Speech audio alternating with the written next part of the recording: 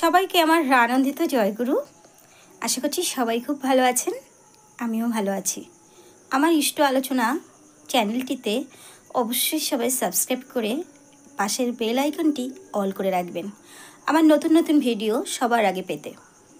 আমি অনেক দিন ইষ্ট আলোচনা চ্যানেলটিতে ভিডিও দিতে পারিনি, তার জন্য সবার কাছে ক্ষমা প্রার্থী। এবার থেকে আশা করছি নিয়মিত আপনারা ভিডিও পাবেন। আজ আমি আলোচনা করব আমার ঠাকুর শ্রী শ্রী পরম দয়াল অনুকূলচন্দ্রের বাল্যলীলার থেকে কিছু অংশ। আমি বেশ কিছুদিন আগে বাল্যলীলার থেকে অনেক ভিডিও আপলোড করেছিলাম, আপনাদের ভালো সাড়া পেয়েছিলাম, কিন্তু দুঃখের সঙ্গে জানাচ্ছি যে কিছু কিছু সমস্যার জন্য আমি অনেক দিন ভিডিও দিতে পারিনি।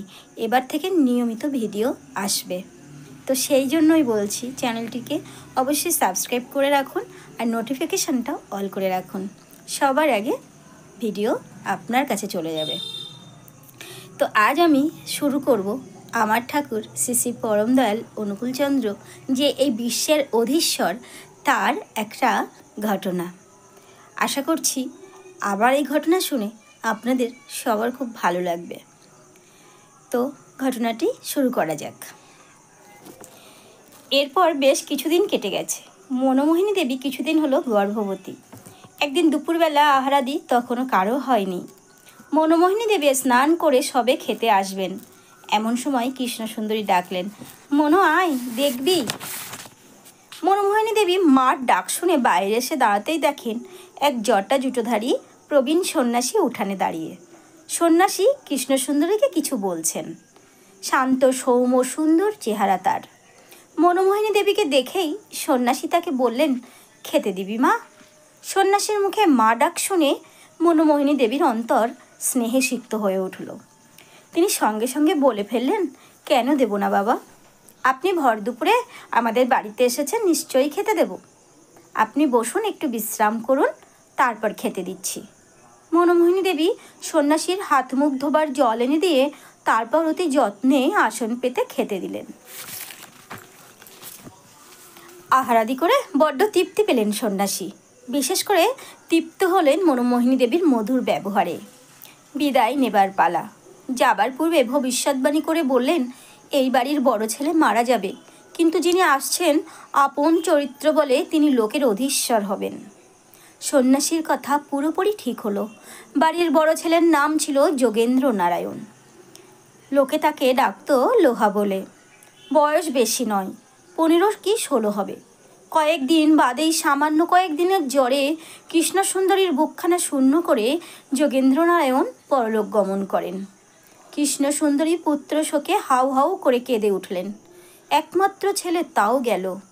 তিনি যন্ত্রণায় ছটপট করতে লাগলেন। প্রতিবেশীরা ছুটে এলো তাকে সান্ত্বনা দিতে, কিন্তু এই ব্যথায় কোনো সান্ত্বনাই যে খুঁজে পাওয়া যায় না। কে দেবে তাকে সান্ত্বনা? বুকের যন্ত্রণা তার বুকেই রয়ে গেল। কয়েকদিন কেটে গেছে। এরপর ভাদ্র মাস শেষ হতে চলেছে। সেদিন ভোরবেলা মনোমোহিনী দেবী একটি পুত্র সন্তান প্রসব করলেন। সুন্দর একটি ছেলে, যেমনি গায়ের রং তেমনি সুন্দর, একটু ডাগরও।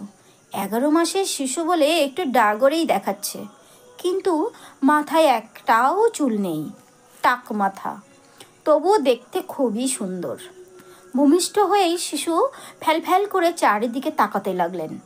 সেই সময় এক দিব্য আলোকে সমস্ত আতুর ঘরখানা উজ্জ্বল হয়ে উঠল। তাই দেখে তো দাই মা অজ্ঞান হয়ে মাটিতে পড়ে গেল। আলোটা কোত্থেকে কিভাবে এসেছিল কেউ বলতে পারেননি, তবে যারা তখন ছিলেন তারা বলেছিলেন শিশুর সর্বাঙ্গ দিয়ে ঠিকরে সেই আলো বেরিয়ে এসেছিল। তা অসম্ভব কিছু নয়, কেননা মহাপুরুষদের জন্মলগ্নে বহু কিছু ঘটনা ঘটে থাকে। তার প্রমাণ জটা জুটোধারী সন্ন্যাসী যেমন ভবিষ্যৎবাণী করেছিলেন তেমনি। প্রত্যেক মহাপুরুষদের জীবনেই কিছু না কিছু এরূপ অলৌকিক ঘটনা আছে। যাক সে কথা, শিশুটি মাটিতে পড়ে একটুও কাঁদলেন না, বরং হাসতে লাগলেন চারিদিকে তাকিয়ে। কি আশ্চর্য বলতো! সেদিন ছিল বাংলার 1295 সন 30শে ভাদ্র, দিন শুক্রবার, তাল নবমী তিথি, ইংরাজি 1888 খ্রিস্টাব্দ 14ই সেপ্টেম্বর। কৃষ্ণ সুন্দরী ভুলে গেলেন পুত্র শোক নাতিকে দেখে। নাদুস নুদুস সুন্দর চেহারা কোলে নিয়ে তার প্রাণ জুড়িয়ে যায়। পরের অংশ আগামী ভিডিওতে পাবেন। আজ এই পর্যন্তই। ভিডিওটা ভালো লাগলে অবশ্যই লাইক কমেন্ট শেয়ার সাবস্ক্রাইব করতে ভুলবেন না। ভিডিওটা দেখার আগে সবাই লাইক দিয়ে ভিডিওটা দেখবেন আর অনেককে দেখার সুযোগ করে দেবেন। আর আপনাদের কাছে একটাই মিনতি, প্লিজ চ্যানেলটিকে সাবস্ক্রাইব করে নোটিফিকেশান বেলটা অল করে রাখবেন। জয় গুরু, সবাই খুব ভালো থাকবেন।